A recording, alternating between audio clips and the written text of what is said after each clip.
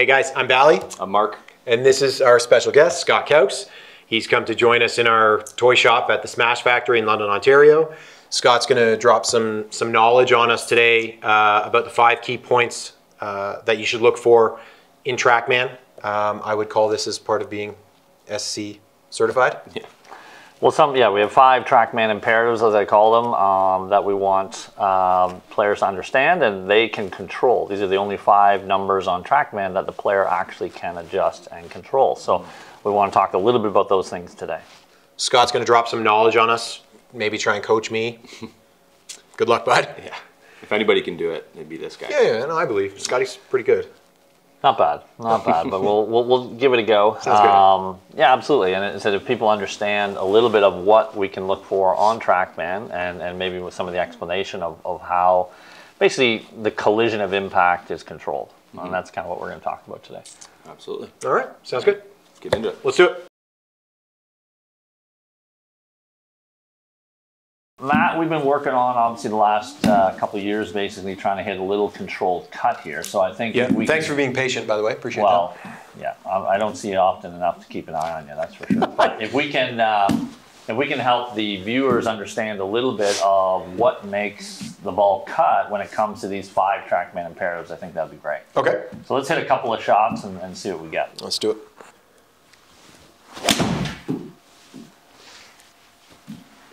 Caught quite a bit of club face there. Okay.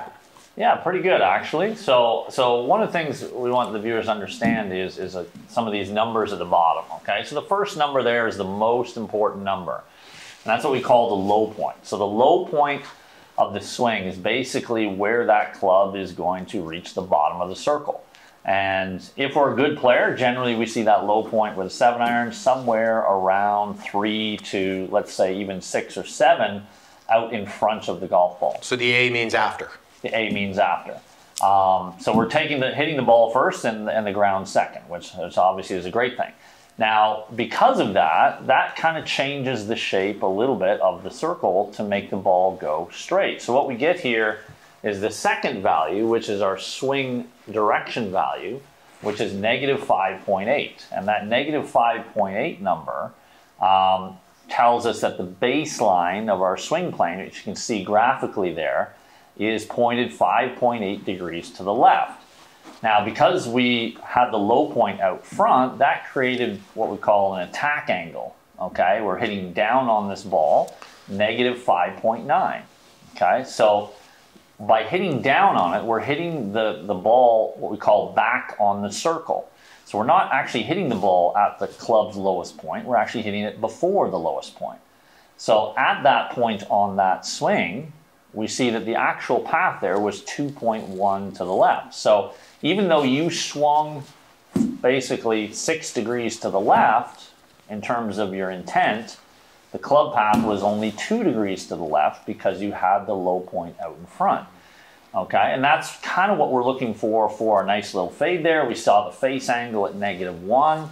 We saw that the club path was so negative would be closed in for a right-hander? For a right-hander, basically it means left of target, okay. Right? So that club path was 2 degrees to the left. The face angle was 1 degree to the left. So we basically got we'll call it a 1-degree fade out of that pattern. So a very successful shot in terms of shaping it the correct way. Okay, I've got a question for you. So there's a lot of confusion, a lot of people, including myself, I've learned this recently, but swing direction versus club path. Right. To a lot of people, they sound like the same thing. Yes, exactly. And that's something we need to understand. So on Trackman, for example, club path is really the direction that the sweet spot is traveling at the moment of what we call maximum deformation. Or basically, as we're compressing the ball, as we're hitting that ball, what was the direction of that sweet spot exactly at that point? Okay, so it's this. Correct. Like a picture of just that split second. That moment in time. Okay. Right, that moment in time. Now, to achieve that moment in time, the overall swing direction, what we'd call our Hogan pane of glass idea, was actually tilted 5.8 degrees to the left. Okay, so one of the things I want you, the viewer, to understand a little bit is when you hit a straight shot correctly off the ground, you actually need to swing a little bit left we're hitting down on that ball, which is going to move the actual path a little bit right of that number. Okay, so a good rule of thumb is on the ground, we obviously want to get a divot past the golf ball. And if we're able to achieve that, that is pushing the path a little bit more rightward than what we call your swing direction number. Okay, and that's how we created that shot. So let's hit it one more. Sure. Okay, we'll walk people through that one once more, and then we'll have Mark hit a couple of shots for us. You probably enjoy watching him hit shots more than me. Well, he's a little taller. He's a little tall, just a bit. That last one was pretty.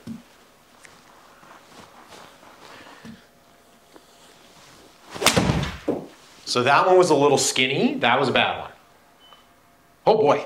Okay, well, this is actually a great one for people to understand a little bit, because if we look at these numbers, we see that the low point was 4.2 ahead, which is still great. By the way, PGA Tour values are around 4.5 ahead for 7-iron. Generally, a fade player is a little bit more than that. You know, sometimes in the 5 to 6 ahead range with a 7-iron. Draw players tend to be a little bit closer to the ball, maybe around 3 to 4.5 ahead. Okay, but essentially, what we got there was a similar swing direction number, right, with 6.1. The last one was 5.8 to the left. But the difference there was the face, right? So the face this time was left of the path. Okay, so now we get this ball starting left and then drawing a little bit left. So we get a big pull miss shot here because the face, okay, was in the wrong place. One of the things I like people to understand is that the face is the easiest one to change and the hardest one to keep. Okay, and that's why we all have to practice, is the timings involved with the swing. Make the face control, if you will, a little bit more fleeting than some of the other numbers here that we see here. All right, let's try one more, see if we can't get something a little better than that. A little better than that. I know Mark's watching going, how have I lost challenges to a guy that hits the ball like this? A lot of them do.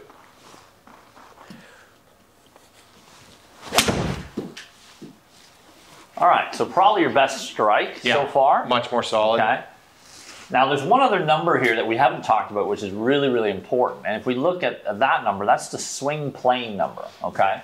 So again, to go over those 5 imperatives, the only 5 things that a player can actually control when they swing are the low point value, the swing direction, whether I'm swinging out to in or in to out or fairly straight, the swing plane, if I'm swinging at a shallow plane or a steeper plane. So that would be, you know, swing plane shallow, swing plane steep. Correct. Right? Okay. Okay. And then we have what we call the centerness of the strike, and we have the club speed. Those are the only 5 things a player actually has control over.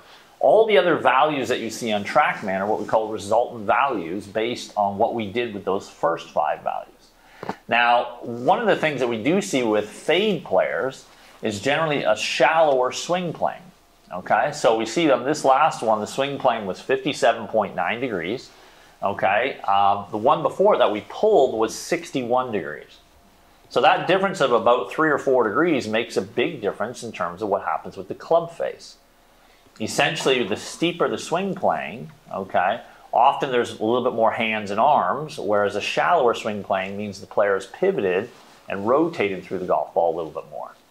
So there's a little bit of a stylistic element, if you will, in terms of how the player actually releases the club or squares up the club, can be shown a little bit in that swing plane value. So when we see that shallower swing plane, that player is generally ripping that pivot to the left coming through, which is exactly what we're looking for, obviously, to hit this consistent fade. The one before it, we kind of stuck it in the ground and basically got in the way. So probably Matt slid a little too far on that last one, okay, and the club got stuck in the ground, and as a result, the face flipped, and we end up hitting a pull draw. Okay, so to make sense in my mind, the steep swing plane, the bad one, that would be, you know, I always kind of talk, okay, lazy body. So if I get lazy, stop rotating, I feel stuck. Right. And then I just kind of have to flip it to try and catch some sort of golf ball? Exactly. And in reality, often it's not you really flipping. It's just that we have all this, you know, we have all this momentum. We have all this inertia of the golf club. Okay. So what happens is the club's going to want to do what it wants to do. Okay. So when you stop your body, often it will flip, if you will, all by itself. Okay. It's not necessary that you're doing it. So it's just all that energy's got to go It's somewhere? It's got to go somewhere, exactly. Okay. So a good feel for you, Matt, when you're trying to hit your cuts is at impact, I want you to try and stretch your belt buckle away from your hands as far as possible. Okay? At impact. So you're going to try and stretch your left hip or your belt buckle as far away from your hands as you can at impact. Okay. Now, what that'll do is we should see an even shallower swing plane. We might even see a little bit larger cut. Stretch my belt buckle. Okay, so really, okay. Okay, hold on, do it again. Go to impact, show me impact. Okay, no, show me impact. Hopefully that's not your impact. Put that against my foot. Okay, now, hold on. There? Square up, square your body up. No, square it up first. Oh, here? Okay, so leave your hands there. Okay. Don't move your hands. Okay. Okay, now pull your hips away from that. Okay, pull your left, no. Oh, Toward away? the wall, there you go. Okay. Okay, so I don't want you to try and do it with your arms. See how this should still be soft. You're not putting pressure into my foot with your arms. You're putting it into the hip. But as you do that, you feel that stretch across here. So okay, so that pressure comes from my left cheek, really? Like Correct. from the, okay. As opposed to, I don't want you pushing on it here with your arms because then you're using your arms. So is that what makes the face go wild when I try and Correct. create, like, because I try and Right, left so that the should be- path? that should be soft. Right? Can't, it's so muscular though, it's Right. really hard. Ugh. No, not that much lean. There. Good. Hips a little more forward. Hips, I gotta do yoga before you come in, man. Now, That's where you want me? sure. There's that stretch. Okay, but you'll feel that in the lower back half of your just above your left hip is where you want to stretch. Okay. Okay, all right, let's try that again. Oh boy. Okay. Heads up. So, same swing, but just try and pull that away. Right, good work. That didn't feel horrible. I don't know if that's what you wanted. Okay, that wasn't bad. Maybe caught a little heavy. Let's do it one more time. Okay. It's very different. Well, I'm not going to call you Yakko Neiman yet, but If I tried to swing like him, I'd be paralyzed. yes, most of us would. Okay. So it's okay. So it's more right, but it's more right just before impact. Okay, I want you to feel that starting to leak away from the hands. Does that make sense?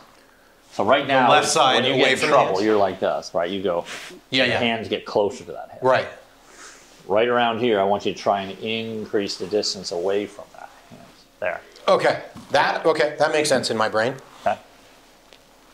So we should cut this. Should cut it more. We should see the swing plane get lower though. Okay. Right. So you feel that felt more wipey. Yeah, very much so. Okay. Let's do that again. Okay. Spinning, I mean, I don't feel like it can go left, that's for sure. No, exactly. I got to stretch more. Well, it's interesting because we actually see that, right? Swing direction actually was less left, actually. Weird. So, So my hands are freaking out because I don't know Little bit. what to do. a little bit. So that felt like a pretty good one. Is that what you're after? Yep. Okay. Now, very consistent numbers here, so I really like that. Again, low point at 5, which is great. Swing direction 4.8, which is great. Face angle was dead 0. Club path netted out to -1 because the low point was 5. Okay, we got a very, very slight cut at 1 degree. Okay, swing plane was down at 57. So that swing did plane value. get flatter. Right. So when we look at world-class players, what we see is low point control is plus or minus a half an inch, Okay. shot to shot. Swing direction is plus or minus about 1.5 degrees. Okay, in terms Okay. of that swing direction number. I'm saying on stock shots. Got it. Yeah, yeah. The swing plane value doesn't differ by more than about 1 to 2 degrees as well. Okay. Okay. So when you see a weird one pop up like a 61, that wasn't the same swing. But if you see 56, 57, 58, I mean, you're literally talking about 1 degree differences there. We're talking very small tolerances. So if we're expecting the golf ball to do the same thing every time, we have to produce obviously very identical delivery properties every time. Okay, I got a question then. Low point, Yes. we're hitting 7 irons. Does it change depending on the club you're hitting? Absolutely. Now we're going to talk about just 7-iron and driver here today, but Okay. In reality, you know, that low point value on a wedge might be closer to 6 to 8. Okay, so it'll stretch on a out the sand wedge shorter or the lob club? wedge. Correct. Got it. And then by the time you get to about a 3 wood, it's right around 0. Okay. And then by the time we get to the driver, it's actually going to be a B. It's going to be slightly behind. It's on a tee, For, you're hitting for a lot up of at players, right? For a lot of Okay. players. Okay. Interesting. Okay, cool. All right. So that was really good. Now, why don't we get Mark and his sling draws up there a little bit? Sounds and we'll good. See what he gets here.